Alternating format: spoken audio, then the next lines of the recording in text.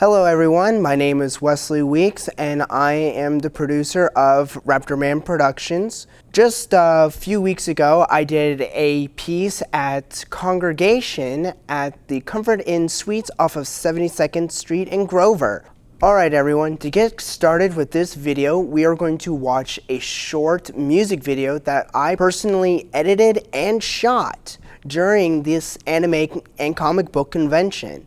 So, enjoy.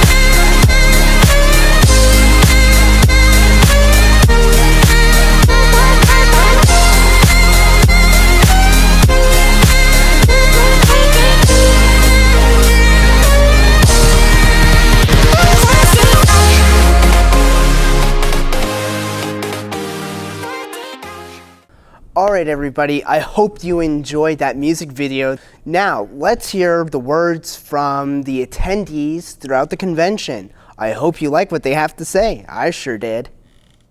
Hi guys, my name's Megan Monster and I'm cosplaying as Shiro from Dead Man Wonderland. I actually live here in Omaha, Nebraska, and Congregation has been really fun this year. I'm really excited for the cosplay contest as well as the swimsuit contest, and then also the party rooms later tonight and tomorrow. My name is June. I am cosplaying as Hanaka Kosaka from Love Live today, and I live around the Bellevue area, and the con has been pretty fun. I was a bit shocked when I got here and saw how small it was, but it's a lot less stressful than a larger con, and the people are really nice, and it's just fun. Hi, I'm Cassie. I'm cosplaying Katori from same thing, Love Live. I live around the Bellevue area as well, and the con has actually been really surprisingly fun. It's smaller than I once thought, but like that's actually a really good thing, and the people are really nice, and it's been fun. My name's Brian. You want to introduce yourself on this one? My name's Sania. Our cosplay is very simple, very relaxed. It's Ezio Yosuke, and Black Rabbit. with here, it's troubled kids are coming from a different world, aren't they? It's a pretty unique anime, pretty fun. I definitely recommend it. And a lot here is saying this anime convention here, especially small. I'll admit that, definitely. What are your thoughts? It's small, but it's comfortable. I mean, I was kind of freaking out showing up here, but it's not bad. Yeah, getting her here was actually a pain. It's true. But yeah, I mean, for our first one, either way, it's a lot of fun seeing this. I mean, there's a lot of unique cosplay. I've only seen a few repeats here and there, and even then, that's very rare. So I think it's been a lot of fun doing this. What about you? It has. I mean, I gotta take a picture with the costume designer of Captain Jack Sparrow. So that started my night off pretty well. So Yeah. I'd say this will definitely be interesting as the night goes on, seeing how this is all 3 days, what new content's going to spring up here and there, what's going to stay, what's not. I'm just wondering kind of who's all going to show up, really. Hello, my name is Sharon, and I'm from Ottawa, Iowa. My name is John, and I'm like, 7 blocks away. And we are obviously Klingons from Star Trek The Next Generation, Deep Space Nine, Voyager, and basically the Star Trek universe.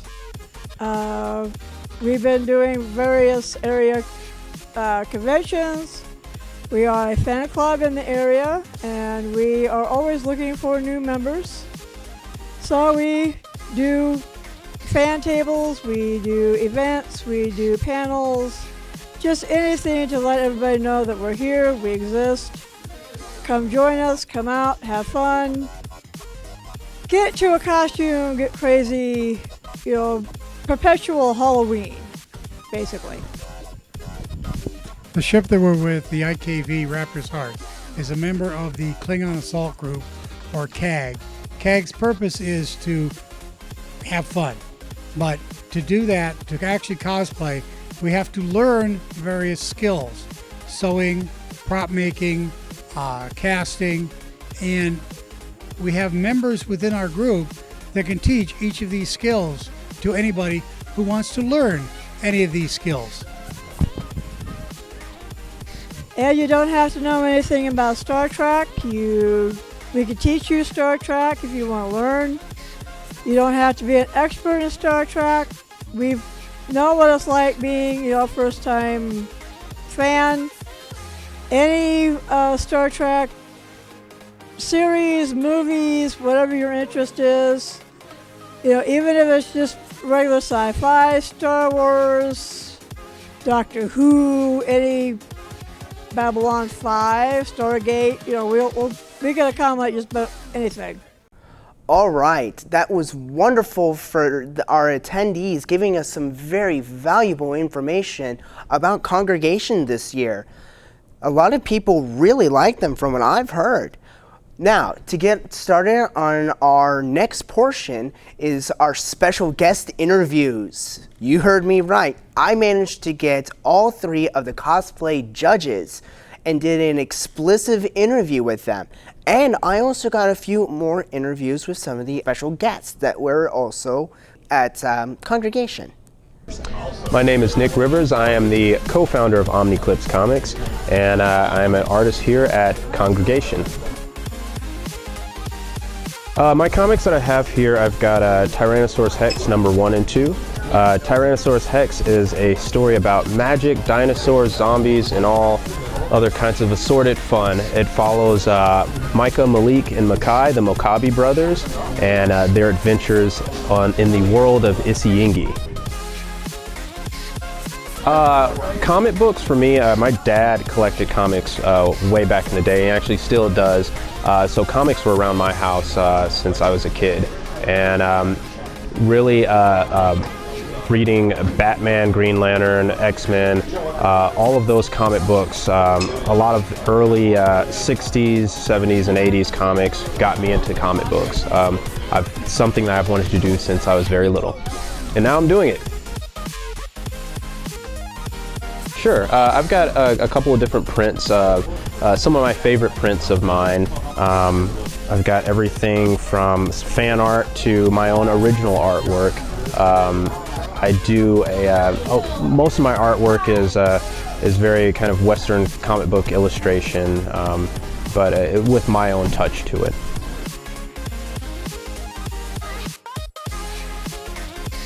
One of my favorite stories that I've come up with is actually Tyrannosaurus Rex.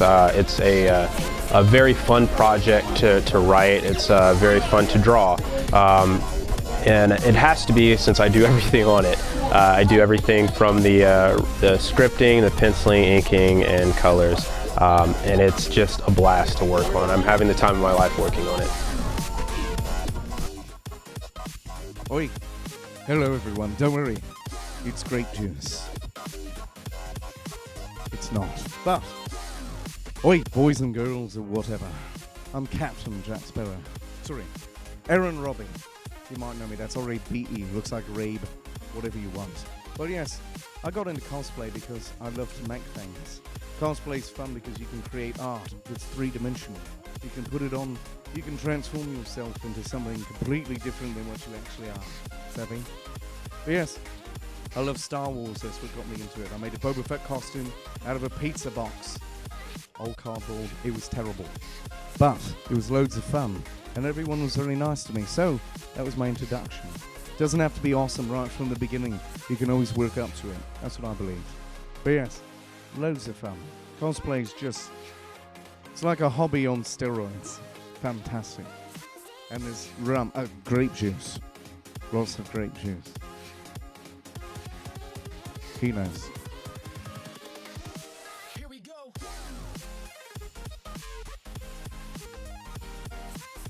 Sure. Certainly, I would say a thing, if you can, is make sure you set aside time for yourself. Time is a very, very tricky thing. If it's 2 days before a convention and you haven't started on your costume yet, chances are you're going to be you might have your hands tied a little bit. So yes, if it is an option, if you can give yourself time, do that. Take your time, if you can, and weather everything, if you will. I wouldn't look nearly as disgusting if I didn't look this gross. Weathering, I love weathering costumes. Armor, leather, metal, fabric, doesn't matter. Weathering costumes adds a whole new dimension to it, so loads of fun.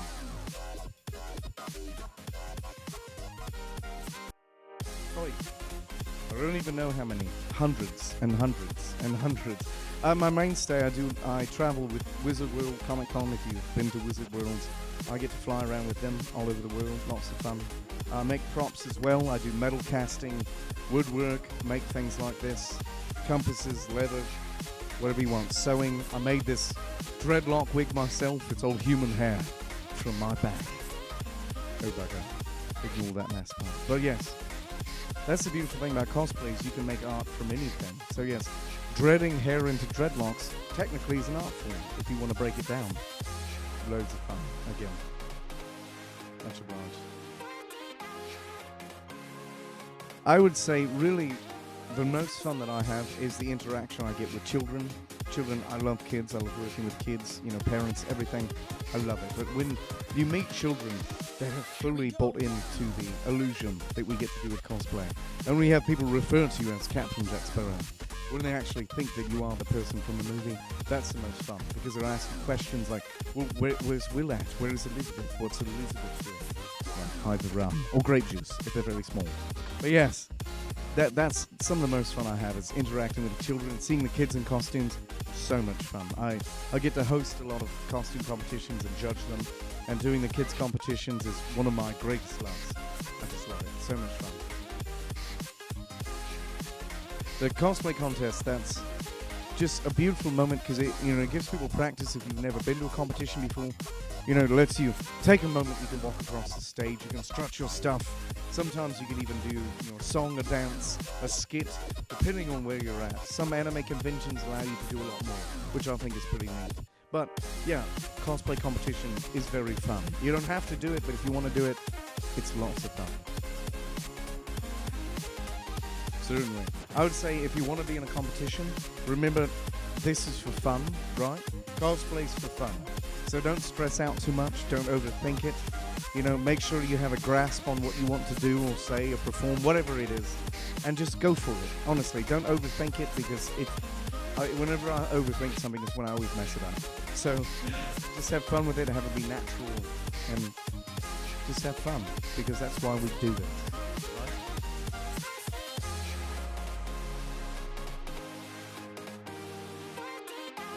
Rum.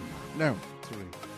Basically, yeah, I mean, if you're making costumes, come up with a game plan, Cosplay does not have to break your budget. It shouldn't have to make it so that you can't buy a pizza if you want to.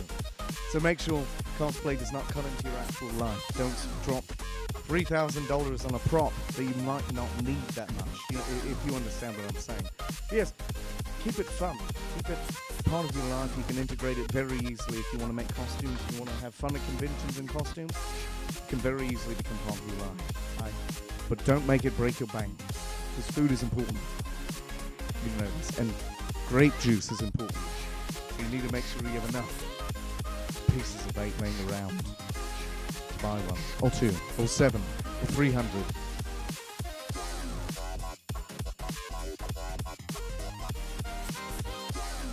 Alright, so yes, make sure if you're watching this right now, make sure to keep cosplaying, keep building things, keep trying to do things you've never done before, because we can never grow, we can never learn anything new if we're afraid to try.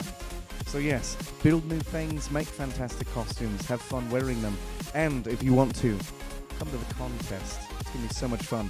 You can come next year, 2016, congregation, right? 2016.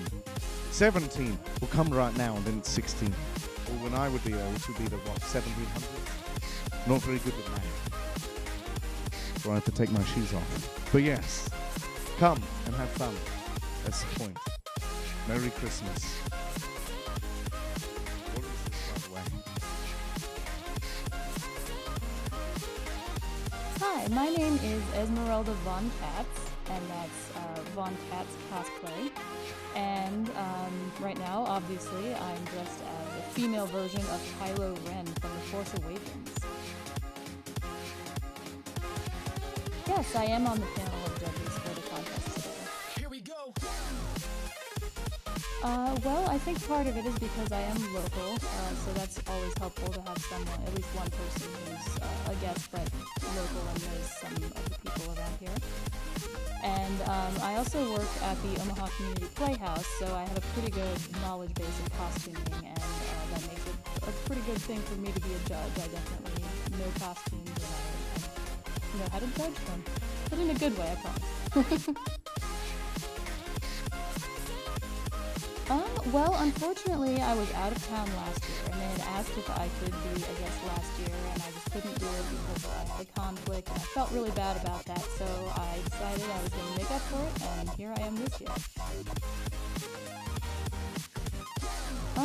So far, it's been really fun just interacting with the other cosplayers on the floor. We have some really good guests, and we also have some really good cosplayers who just walked in. It's been a lot of fun. We've done a ton of photo shoots. It's pretty entertaining.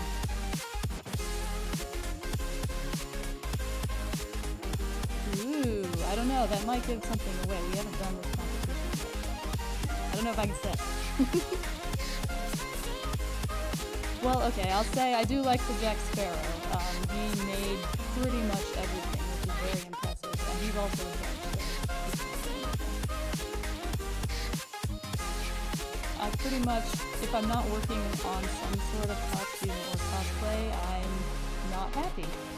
So I usually have something going on at work, obviously, and then I usually have something going on at home, and I definitely have some pretty big things in the works for the future. It's exciting to me. Here we go. I made just about everything, did not make the lightsaber. I broke down and bought the Force Effects one. And I didn't make the boots. But everything else, yeah. Hi, I'm Matt Rotundo. I'm a writer from Omaha, Nebraska, and I am here at Congregation to see everybody and to talk about my new book, Petra, which just came out this year.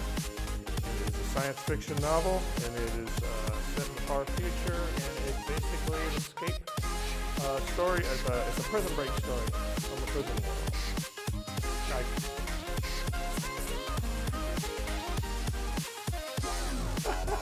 I don't know if I can quite keep up that pace. This is actually my first novel. Now I've been putting out stories in various anthologies and things like that. So I'm fortunate in that respect. And I hope to, maybe by the time we talk again, I hope to have the second book out in this series. This is the first book in a series. The second book will be called Petra Released, and I'm hoping to have that out in another month or so. I'm not quite sure yet on the timing, so that's what I'm working on at this time. And then I'm working on getting the book out, and I'm writing the third book in the series as we speak, so I can keep up that pace a little bit. How'd I come up with the name Petra? Oh, I don't want to tell you that. That's kind of a secret. It's not really a secret, though. It's, no, actually, it doesn't. I just think it's too easy. I don't like to give it away to people. I like people to kind of figure this one out for themselves. So I'll tell you, there is a reason why my prison planet is called Petra, and it doesn't take a whole lot of thinking to figure it out. You can maybe just figure it out from what I've already said. Maybe somebody wants to, contact me privately. I might let you. But I want people to figure that out for themselves, because like I said, I think it's too easy. Oh, I wrote the first draft in about 4 months. And then I let it sit for a bit and did a rewrite in another couple of months. So all told, and then I think there was another draft after that or two. So maybe all told about a year put together. Well, I'm very much of a nerd. I write science fiction. I am geek and proud. I've embraced my energy for many years, so I am happy to come to these cons because I get to be among my people now. You know, there's different kinds of cons. There's kind of your more traditional cons, like World Con, which I'll be going to later this year. And then there's Comic Cons, and there's and things like Congregation, which is, you know, a lot of media and anime and comic books. But, you know, it's a really big sandbox, and I think there's room for all of us. So, you know, there's a lot of different people here with a lot of different interests, and some of those people are readers and writers. So I am all for, you know, coming here and being among my people. Wow. I've known from a very early age that I wanted to be a writer. I was maybe 8 or 9 years old when I first decided that I wanted to write. And I've always been into science fiction and fantasy and stuff like that. I mean, there's people who talk about, you know, a lot of kids are into science fiction and they grow out of it. I just kind of grew into it. So, yeah, it's always been there. It's always been a part of my life.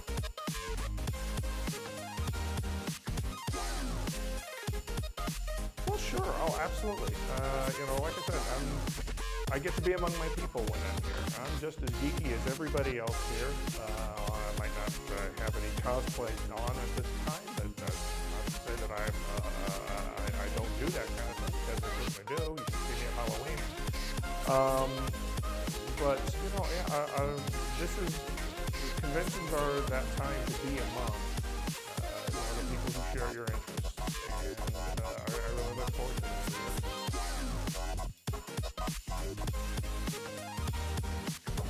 As I said, I'm going to be putting the second book out in the Petra series. I'm hoping within the next month or so. I was actually hoping to have it out this month, but there's always delays. There's always a thing that will slow me down. So I'll be putting out the next book here shortly. That's obviously already written. And I am writing the third book right now. So the plan would be to have that finished and redrafted and then put out, I hope, by the end of this year. That's a 3-book story arc. That'll complete this particular story arc. And after that, I am not quite sure. There's room for more Petra stories, I think. I could probably write another 10 books, maybe, about Petra, this prison planet, and the people who are on it. But it's just going to be a matter of seeing if there's actually any interest. So, but I'm kind of set through the end of the year. It's going to be all Petra all the time. Here we go. I will, yeah. It's hard to write short stories when you're focusing on novels. Novels obviously take up a lot of brain space and a lot of time. But I do like to continue to write short stories. I continue to put out these stories at a much slower pace than I used to, because I'm spending most of my time with novels. But yeah, I hope to have the short stories out, and I've got a few that are on submission now. I'm hoping for good news on. And I actually earlier today did a panel, which is kind of a writing workshop, kind of an writing exercise panel, where I had some people come in and we just kind of all do a writing exercise together, and I participate in it too. And sometimes I get story ideas from that, those kinds of things, so that might fire off something.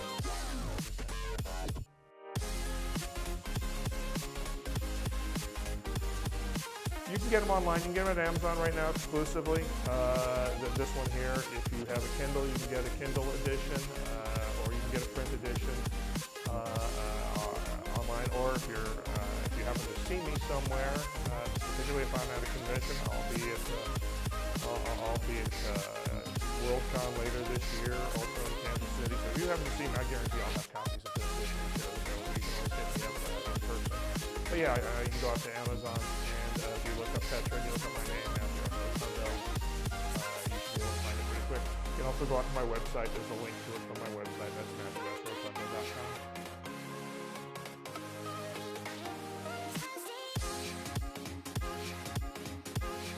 Hello everyone, my name is UK Lee. I am the president of Cosplay Nation. I am here as a guest at Congregation Con in Omaha, Nebraska.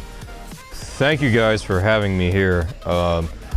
This doesn't happen very often. This is my second time to Omaha, Nebraska, and Congregation Con. Wow, what a great experience. But we did a cosplay documentary that's all about cosplayers all over America. And speaking of cosplayers, let's give it up to these guys right here. I mean, they're cheering and stuff. We got cosplayers in Omaha. The documentary is about the joy of cosplaying in America, how it started, and also like where it's going and how it's changing America. And we're very fortunate to show this documentary here at Congregation Con Exodus 2016.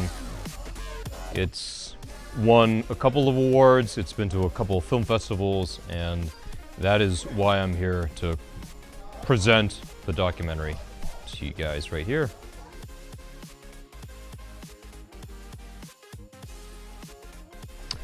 Yeah, so the documentary, it took about like 3 years to film. The meaning behind it, it's a very good question, because when we did the documentary, we didn't know what was the actual story behind it. Like, we had a couple of plot lines, like, you know, what is it like cosplaying in Boston versus San Diego versus Nebraska or like South Dakota, or what is it like, you know, cosplay making in all these other states. And eventually we decided we're gonna just make it about the story of cosplay. And actually America did influence that term cosplay, and we went to Japan and came back to America, and this is how it's blown up. This is how it's affected families and lifestyles, and also I'd go so far as like careers. It's blown that up as well too.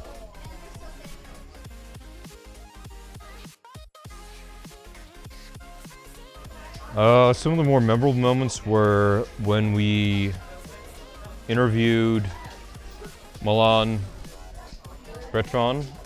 He is a guy that he was on Project Runway. He's a costume designer, fashion designer, but he was on Project Runway. We were very honored to get his words about what he thinks about cosplay and how he thinks that it's influencing the fashion industry. Because he's actually done some stuff that, from an insider's view of the fashion industry, like Giorgio Armani or something like Gucci, how that's influenced from cosplay to the fashion styles and how they're doing the colors and things like that. Some of the other very memorable things, meeting Tanya Tate at San Diego Comic-Con. That was awesome. She's an actress that was there at Comic-Con. Arnold Schwarzenegger and the Breaking Bad panel, seeing them at San Diego Comic-Con, I think that was great also to see them like imply like, hey, cosplay has definitely made a big impact on not only the series that we're doing, but also exponentially making it bigger than it ever was before in American culture, and that's why more people are going to like the conventions, whether it's Comic-Con or anime cons or sci-fi cons and things like that.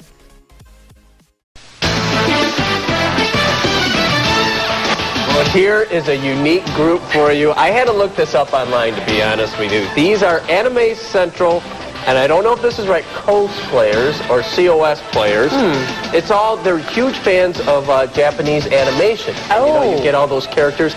They dress up as their favorite characters, and they actually play it out. And we got about 40 of them out there putting on quite a show this afternoon. I know. Who knew there was a society of them? I had no idea. Her looks, magnetizing. Her talents, wow. I can shoot laser beams out of my hands. It is called an anime convention, which is Japanese animation, which takes characters in science fiction, comic books, and video game plots and mixes them together. If you are young, you probably understand that.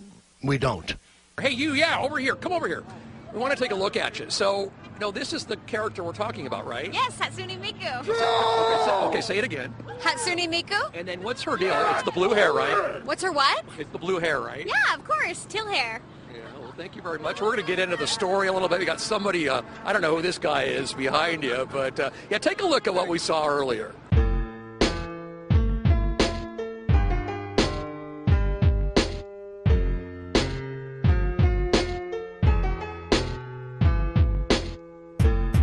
Sure how it began. I just assumed that a bunch of people are like, you know what, let's start like a dress up and then start like going to a big gathering. Probably started out really small. I mean, cosplay is costume play, and so I view that exactly as it means. My parents feel deep shame that I do this, but when they talk about how I made it, they get proud. Like, oh my God, my son was so inventive. It's all how you portray yourself to be. Like, some people like to play games, some people like to run, some people like to swim, but there are people who like to do cosplay. And you must be a little bit dire as much as possible. No pain, no gain. No pain, no gain. You don't have to be from something specific, but I think cosplaying is you develop a character or you find a character and research them and then you build something to imitate that. Once upon a time in 1939, Forrest J. Ackerman and Myrtle R. Jones were the first futuristic costumes at the World Science Fiction Convention in New York City. It was called Worldcon. 45 years later in 1984, Worldcon happens again in Los Angeles. A Japanese reporter attends it named Nobuyuki Takahashi. It was there he saw Worldcon's costume masquerade, and he called it cosplay. As the Japanese hear about cosplay, they were inspired to dress as characters from their own pop culture group, anime, which is known as Japanese animation. Jumping to present day, anime is spreading throughout America.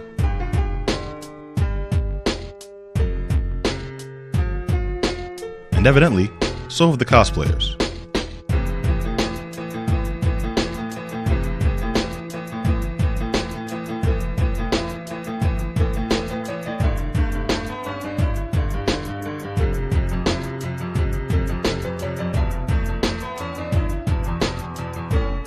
shaping into another nation altogether.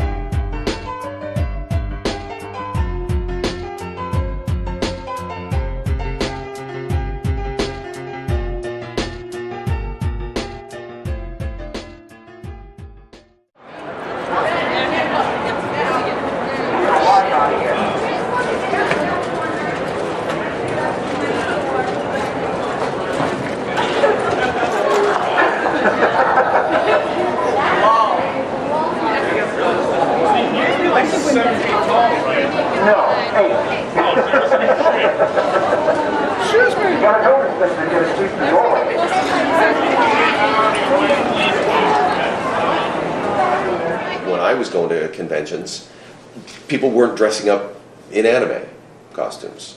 And there were no video games. You know, no one came as Pac-Man. Well, you did have some Paul people dressed up. That would be funny. That would be funny. We actually at PAX, somebody dressed up as the Two Sticks and had like a roll and that sort of stuff. That's awesome. But that's now. See, nobody did that back then.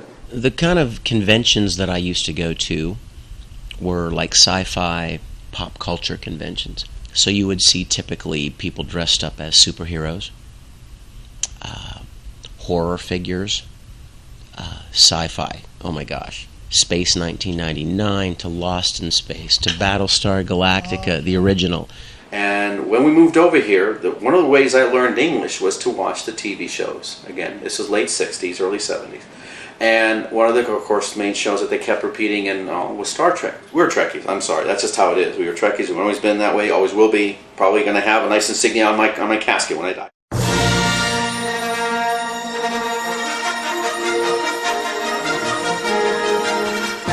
And then Star Wars came out, and I was, dressing up as Obi-Wan Kenobi and Luke Skywalker and had my own Darth Vader costume. And even up through college and then even as an adult, I love to do cosplay. Have you ever been dressed up in I have, and I just now thought of this. That's why I'm rudely looking at my iPhone.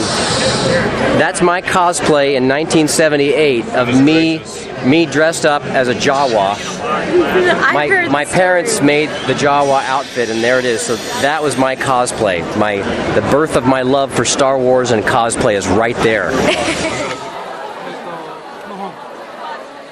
これが、僕らが一番初めに、コスプレという言葉を雑誌の記事で使った初めての頃にはゲームはなかったので、ゲーム文化というものない始まる前から言葉を作ったので、我々は漫画の格好だからアニメの格好をするのはもうすでにコミックマーケットとかさまざまなイベントで、漫画やアニメの格好をする人たちが増えてきていて、70年代からそういう人が増えてて、その人たちのことを何て呼べば分かりやすいだろうということで作った言葉がコスプレでした。コスプレは2つの意味があって、1つは、広い意味でいろんな制服ユニフォームを着る、例えば、ポリスマンとかあるいは、いろんな職業の医者とか看護師とか、いろんな職業の服を着るっていう、広い意味での、ユニフォームのドレスアップをするっていうコスプレと、それから狭い意味で、キャラクター、アメリカとか、日本のSF 映画やアニメやゲームのキャラクターの格好をするっていう。A lot of people think that cosplay is originated from just Japan, when in fact actually it was a sci-fi writer, sci-fi magazine writer, you've done research probably yourself, who saw people dressed up in costume and actually brought that over to Japan. That's true. I mean, Japan has a long history of cultural borrowing, they call it, and the Japanese love American science fiction too. I mean, one of the big American science fiction writers, Robert Heinlein, wrote a book called Starship Troopers, which is all about mobile suits, and that kind of became Gundam, or influenced the Gundam series and Evangelion, all these really famous, fabulous anime series. The real thing that hit me, I was head of programming at a science fiction convention, and this guy had said, like, I've come from Japan, and I've got Akira, and I was like, what the heck is that? He's like, oh, you gotta see it. I got into Akira halfway through, watched it all the way to the end, with goosebumps. I was stunned, and I remember saying to myself, this was in 91, 92, this is the future of sci-fi.